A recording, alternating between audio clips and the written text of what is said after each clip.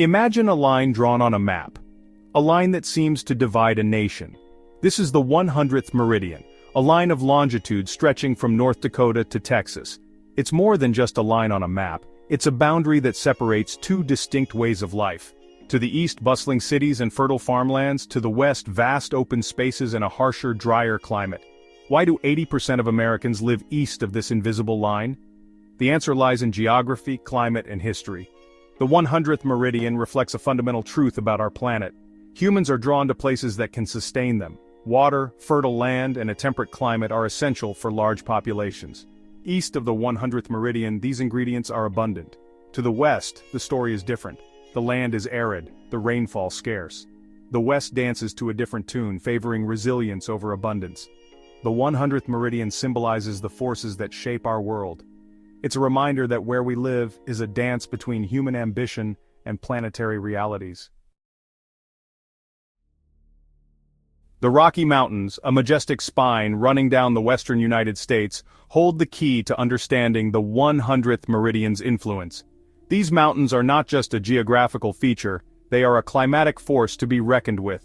As winds sweep eastward from the Pacific Ocean, laden with moisture, they encounter this formidable barrier. The air is forced upward, cooling and releasing its precious cargo as rain or snow. This is the rain shadow effect, casting a long, dry shadow over the land to the east. Imagine the Rockies as a giant sponge soaking up rain and leaving the land behind it thirsty. This is the reality for much of the American West, a land where water is scarce and precious. The rain shadow effect is a stark reminder that even the most imposing mountain ranges can influence the weather patterns of an entire continent. The lack of rainfall has a profound impact on the landscape and the lives of those who call it home. Forests give way to grasslands, rivers dwindle to trickles, and the land takes on a harsher, more unforgiving aspect. This is not a land for the faint of heart, but it is a land of breathtaking beauty and quiet resilience. The plants and animals that thrive here have adapted to the scarcity of water, their very existence a testament to the power of life to find a way. The Rockies, with their imposing presence and their role in shaping the climate, are a defining feature of the American West. They are a reminder that the Earth is a dynamic, interconnected system, where even the smallest changes can have far-reaching consequences. While the West grapples with the dry breath of the rain shadow, the East Coast of the United States enjoys a very different relationship with water. The Gulf of Mexico, a massive body of warm water, acts as a giant humidifier, pumping moisture into the air that flows northward. This moisture-laden air is carried by prevailing winds, blanketing the eastern half of the country in a humid embrace. The Gulf Stream, a warm ocean current, adds its own influence, moderating temperatures and ensuring that the eastern seaboard enjoys relatively mild winters. This combination of warm temperatures and abundant rainfall creates a climate that is ideal for agriculture and human settlement. The East Coast, with its lush forests, fertile farmlands, and navigable rivers, was a land ripe for the taking when European settlers arrived. The abundance of resources and the favorable climate allowed for the rapid growth of settlements and the development of a vibrant agricultural economy. From the tobacco plantations of Virginia to the cotton fields of the Carolinas, the East Coast became the breadbasket of the young nation. The Gulf of Mexico, with its life-giving moisture, played a pivotal role in shaping the destiny of the eastern United States. It's a reminder that water is the lifeblood of civilization, and access to this precious resource has shaped the course of human history. The 100th meridian, then, represents a stark climatic divide. To the east, a humid continental climate prevails, characterized by warm, humid summers and cold, snowy winters. Rainfall is abundant and evenly distributed throughout the year, supporting a rich diversity of plant and animal life. This is a land of plenty, where forests thrive, rivers flow, and agriculture flourishes. West of the 100th meridian, the climate transitions to steppe or semi-arid. Summers are hot and dry, winters are cold and dry, and rainfall is scarce and unpredictable. This is a land of adaptation, where plants and animals have evolved to survive long periods of drought and extreme temperatures. The landscape is dominated by grasslands, deserts, and hardy shrubs, all bearing the hallmarks of a land where water is a precious commodity. The contrast between the two climates is visible in the very fabric of the land. The east, with its lush vegetation and abundant water sources, stands in stark contrast to the west, where the land is parched and the colors muted. This is a visual reminder of the power of climate to shape the landscape and influence the course of human history. Section 5, From Farm to Table, the East's Bounty. The abundance of water and the fertile soils east of the 100th meridian created ideal conditions for agriculture to flourish. Early settlers quickly recognized the potential of this land, and agriculture became the backbone of the East Coast economy. From the wheat fields of the Great Plains to the cornfields of the Midwest, the East became synonymous with agricultural productivity. The Mississippi River, a vital waterway, facilitated the transportation of agricultural products from the interior to the coast, fueling the growth of cities and industries. The East Coast, with its well-established transportation networks and access to markets, became a hub for trade and commerce.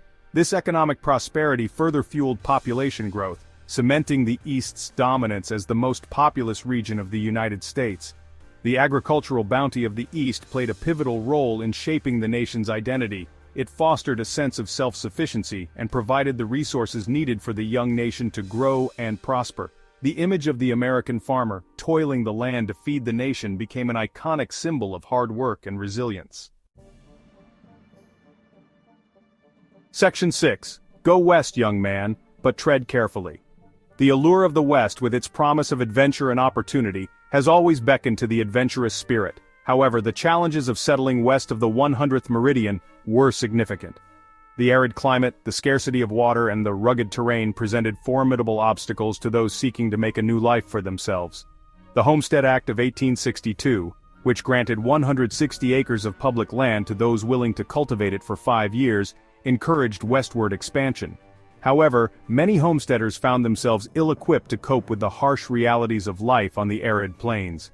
Drought, dust storms, and crop failures were common, and many homesteaders were forced to abandon their claims and return east. The discovery of gold in California and other parts of the West in the mid-19th century sparked a gold rush, attracting thousands of fortune seekers. While some struck it rich, many more faced hardship and disappointment. The boomtowns that sprang up overnight were often lawless and dangerous, and life in the mining camps was harsh and unforgiving. Section 7. Oases of the West Coast. While the interior West remained sparsely populated, certain areas along the Pacific coast experienced significant population growth. California, Oregon, and Washington, despite being west of the 100th meridian, benefit from a unique set of geographical and climatic factors that make them more hospitable to human settlement. The Pacific Ocean, with its cool, moist air, moderates the climate along the coast, creating a temperate environment that is more conducive to agriculture and human habitation. The Coast Ranges, a chain of mountains that run parallel to the Pacific coast, trap moisture, resulting in higher rainfall along the coast compared to the interior. The discovery of gold in California in 1848 triggered a massive influx of people to the region, and the state's population exploded.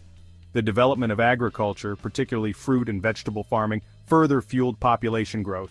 California, with its Mediterranean climate and fertile soils, became an agricultural powerhouse, supplying the nation with a bounty of fresh produce. Section 8. The World's Dividing Lines. The 100th meridian is just one example of a geographical dividing line that has shaped the distribution of human populations. Similar patterns can be observed in other parts of the world, where mountains, deserts, and other geographical barriers create distinct climatic zones that influence where people live and how they live. The Sahara Desert, for example, a vast expanse of sand and rock that stretches across North Africa, has long served as a barrier to human movement and settlement. The desert's harsh climate, characterized by extreme temperatures and scarce rainfall, makes it inhospitable to all but the most resilient forms of life. As a result, the Sahara has remained sparsely populated throughout human history, a stark contrast to the more densely populated regions to its north and south. The Himalayan mountains, the highest mountain range in the world, form another formidable barrier, separating the Indian subcontinent from the Tibetan Plateau. The Himalayas' towering peaks create a rain shadow effect, blocking moisture-laden air from reaching the Tibetan Plateau, resulting in a cold, dry climate that is unsuitable for agriculture. As a result, the Tibetan Plateau has remained sparsely populated, while the Indian subcontinent, with its abundant rainfall and fertile soils, supports one of the densest populations on Earth. Section 9. The enduring impact of geography. The 100th meridian, with its stark demarcation of climate and its influence on human settlement patterns, serves as a powerful reminder of the enduring impact of geography on human history. From the earliest civilizations that sprang up along fertile river valleys to the megacities of today, human settlements have always been shaped by the availability of resources and the constraints imposed by the natural environment. The distribution of human populations across the globe is not random. It reflects a complex interplay of geographical, climatic, and historical factors. Understanding these factors is essential for addressing the challenges of sustainable development, resource management, and climate change. As we look to the future, it is important to remember that the Earth's resources are finite, and the choices we make today will have far-reaching consequences for generations to come. By understanding the delicate balance between human ambition and the realities of our planet, we can create a more sustainable and equitable future for all.